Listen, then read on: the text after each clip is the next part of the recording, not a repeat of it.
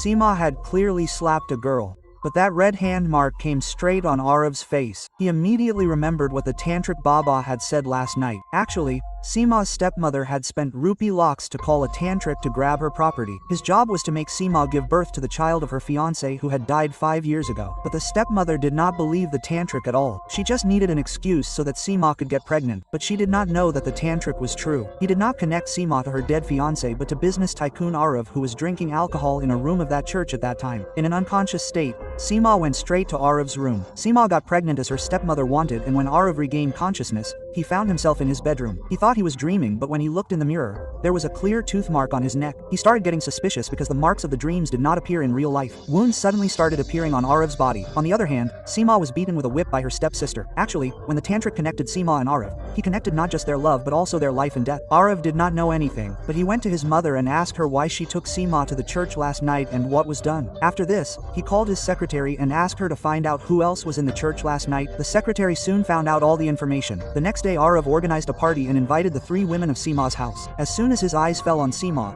he went straight to her. But then someone called Seema. It turned out that she was the daughter of a bank manager who had come to humiliate Seema. He taunted that Seema's father died 5 years ago. Now she cannot even polish his shoes. Seeing this, Arav remembered the incident of 10 years ago when the same bank manager had humiliated him and his mother in the same way during his bad times. Now he wanted to see what Seema does this time. The girl wanted Seema to take 3 rounds on her knees, only then she would give him some papers. Seema's cunning sister was also standing beside her and laughing and said that no one gets such a good deal. Get lost quickly. Arav started to feel that this girl is the one with whom he has got connected. He had just moved ahead when Seema left from there. The secretary came and told that the real Miss Hong was not her but someone else. Then an assistant went to the cunning sister and asked, "Did you go to the church last Friday?" She immediately became alert. The assistant told his name, that he is the man of the Prince of South City, and on hearing this, the eyes of the cunning sister sparkled. When she saw Arav, she went straight to him. But when Arav asked, "What did you go to do in the church that night?" she lied, "I had just gone to make a wish." Arav found this line familiar, but the voice and tone were different. He suspected that she was not the girl he was looking for. At that time, Seema also passed by. The clever sister saw that both of them were looking at each other and out of jealousy slapped Seema. She said that she is trying to trap my brother, but at the same time a mark of slap appeared on Arav's face too. Seema quietly left from there, but she got very upset. Then she collided with the waiter and her already injured hand got more pain. She turned and looked at Arav and saw that the clever sister was also pressing her hand. At first she thought that maybe she is copying again because she often used to copy her dresses, but now she is copying even her pain. Then she understood that it was not the clever sister but Arav who was copying her because something had connected between them. To test this theory, Seema put the chili sauce in her mouth and immediately tears started flowing. On the other hand, Arav also started crying. Without eating anything, the clever sister suspected that something was wrong, but she also had to shed tears. So she also tried to cry forcefully, but nothing came out. Then she went straight to the table, picked up the chili and rubbed it on her eyes. The next moment she became very upset.